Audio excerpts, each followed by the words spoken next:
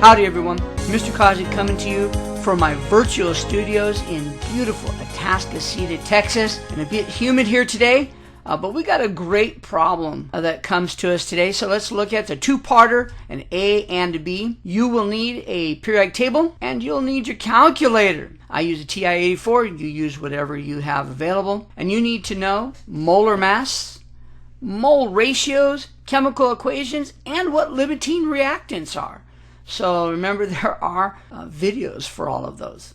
So the problem is, consider the balanced equation, and A, if 254.0 grams of copper are placed into 609.0 grams of nitric acid, determine which reactant is in excess. All right, well, let's check that out. The analysis of this problem would be to determine the mole ratio of copper and nitric acid, then find the molar masses of each, change the grams to moles, and then compare the moles with mole ratio to see which one is going to be in limited supply.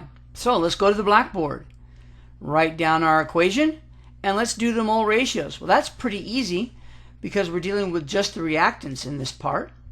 And we see that we have 3 moles of copper and 8 moles of nitric acid, which then would give us a ratio of 3 moles of copper per 8 moles of nitric acid. And we could just flip that over and realize that we have 8 moles of nitric acid per 3 moles of copper. Either way it works. All right, let's look at our copper and our nitric acid in doing our molar masses. Copper's molar mass is going to be pretty easy. All we have to do is get our periodic table out. If I can find my periodic table, here's my periodic table. And you will note that, let's find copper. And so let's round it off. We have 63.55 grams per mole. And then our nitric acid, we see that we have 1 hydrogen. We have 1 nitrogen, but we have 3 oxygen. So 1 hydrogen will give us 1.008. If you want to make that 1.01, that's fine. Just depends on how you want to look at your sig figs. 1 nitrogen is 14.007 and 3 oxygen is 47.997, or if you want, for simplicity's sake, you could say 48. That's up to you. But if we add all those together, we get 63.012 grams per mole. Now the molar masses are important so that we can change to moles. Grams to moles. Well, we had 254 grams of copper and 609 grams of nitric acid. Multiply the copper by its molar mass. And notice now, check your units. And if you check your units, you see grams cancels out, leaves us moles, and our analysis is good. Now multiply nitric acid by its molar mass and cross out the grams, and that gives us moles. So we have 4 moles of copper and we have 9.665 moles of nitric acid. Let's see which one of those will run out first. Doing our mole check, we can take 4 moles of copper and multiply it by the ratio. Notice that moles of copper cancel out. That's how I know how to set it up. Which way to use the ratio is going to depend on which one I want to cancel out. And I wanted moles of copper to cancel out, and they do. So plug and chug, and I get 10.667 moles of nitric acid. So for every 4 moles of copper, I can produce, or I need to, I shouldn't say produce, but I need to use 10.667 moles of HNO3 to go to completion.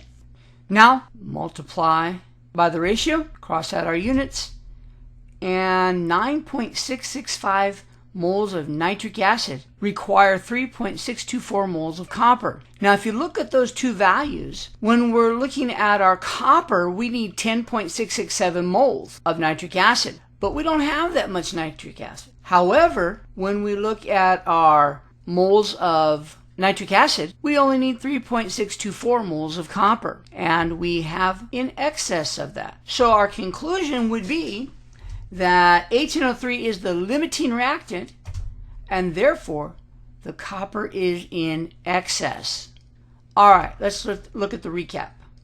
We found the mole ratio, we found the molar masses, we determined the moles of the reactants, and then we determined the limiting and excess reactant. Sounds good.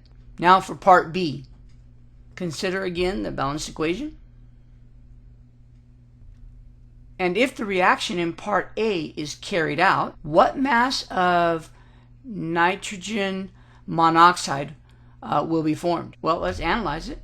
Notice that we have 8 moles of nitric acid and 2 moles of nitrogen monoxide, and that's all we have to consider because nitric acid is the limiting reactant. Calculate the moles of nitrogen monoxide produced, and then change the moles to grams. All right, to the blackboard. Write down our equation, and let's calculate the mole ratio. Well, there are 8 moles of nitric acid for every 2 moles of nitrogen monoxide, and so this would be our ratio. And we can flip it over if we need to.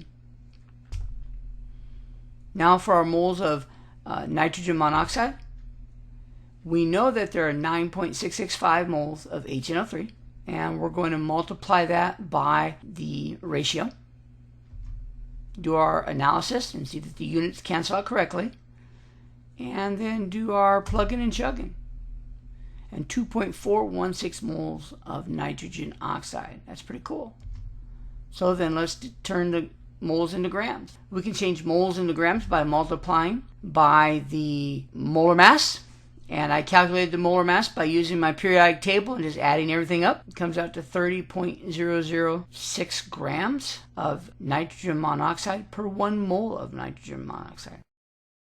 So plug and chug, and we get 72.49 grams of nitrous oxide, keeping with our 4 sig figs. There's our answer to the second part. Let's do a recap. We found the mole ratio for HNO3 and nitrogen monoxide.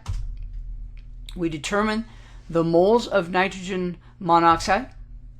We determined the mass of nitrogen monoxide. We answered both parts A and B. All right. If you have any questions, send an email to Mr. Causey at mrcausey.com. Go to mrcausey'sworld.com to check out the PowerPoint videos and information there. All right, happy ions, everyone.